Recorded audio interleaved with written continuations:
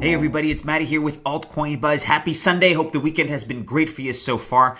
Today we're taking a look at a couple of different stories relating to Ethereum and of course the Constantinople upgrade that's coming up. We're going to alert you guys to when it looks like that's going to happen. There has been some fresh news on that. We'll dive into some of the specifics as well. But we're going to begin here with the story about Tron and why the Bittorrent, the BTT token sale, we've talked about that previously, will be like no other. So we are here on EthereumWorldNews.com, and as they write, the Nitron Summit by the Tron Foundation this past week will go down in history as the first time the project hosted developers, fans of TRX, entrepreneurs, and thought leaders to discuss the future of blockchain and innovation. So talking specifically about the Bittorrent developments that were mentioned at this summit, it is at the event that many TRX fans and enthusiasts were made aware of the massive plans being laid out for the Bittorrent platform. Of particular importance for 2019 is the live streaming feature mentioned by Justin Sun and the BTT token sale that will take place later this month on the Binance Launchpad. So Tron and Bittorrent Foundation plan on launching a live stream feature this year. This means that the product will be competing with known apps like Twitter, like Facebook, and like Periscope.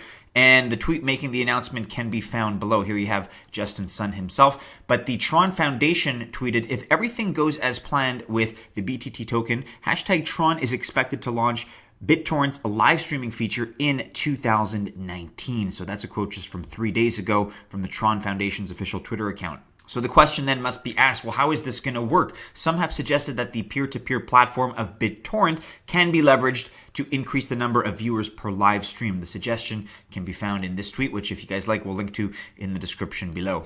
So it's worth noting that Bittorrent has been around since 2001. This means that the network has worked for the last 18 years and has a solid product to back up its quest for a token sale. That much is certainly true. Whether or not you agree with the whole BTT token strategy, Bittorrent has been around. It's definitely a working product, so to speak. So this brings us to the first reason why the token sale will be like no other that we have seen in the cryptoverse. Unlike many ICOs that have wowed us with white papers for funding, Bittorrent has a working product, thus proving it has been time tested and will not fade away like the other numerous ICOs that have sunk in the bear market. There have been a lot of those, unfortunately.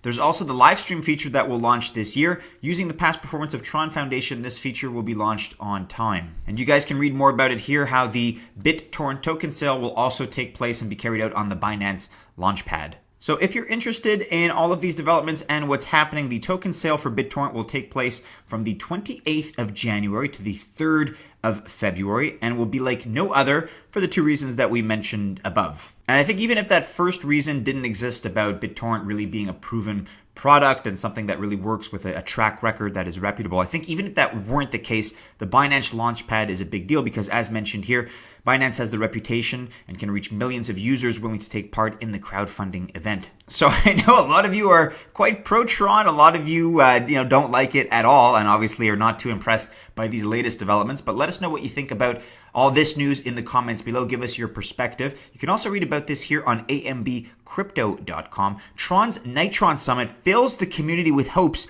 of putting EOS behind. Taking a look at some of the highlights here, it was discussed how the network is helping developers jump on their journey in the blockchain. According to Kong, who's the head of the developer community, Tron is not just a protocol, but also a platform and ecosystem. So he also informed that with 145 dApps and more than 3,000 developers, the network will soon be able to surpass EOS in all regards. As for Justin Sun's announcement, he has already claimed that there would be more than 2,000 dApps in the market this year. The network has been open to dApps, decentralized applications, of course. Thus, when Ethereum's hard fork coordinator cautioned the network's developers from deploying dApps on the network, Sun invited the developers to deploy their dApps on Tron's network. Clever move. The reason Ethereum's hard fork coordinator, Afi Shoden, cautioned the developers was due to its exhausting capacity. You guys can read more about that here in this article. We'll link to it below. You can also read on AMB Crypto about this. Tron is expected to launch Bittorrent live streaming feature in 2019, says the foundation.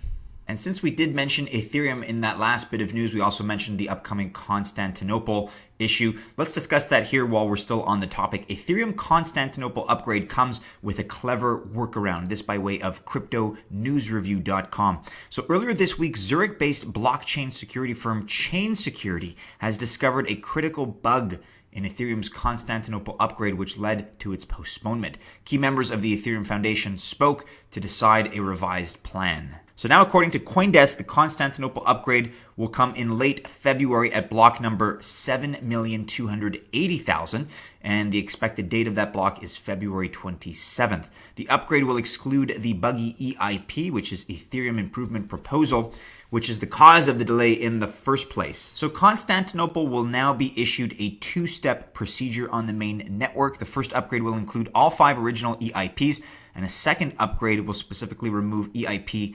1,283. Peter Shiladze, Ethereum team lead, said, "My suggestion is to define 2 hard forks, Constantinople as it is currently, and the Constantinople fix-up, which just disables this feature. By having 2 forks, everyone who actually upgraded can have a second fork to actually downgrade." If you would like to read more about that particular development, you can do so here on Cointelegraph.com.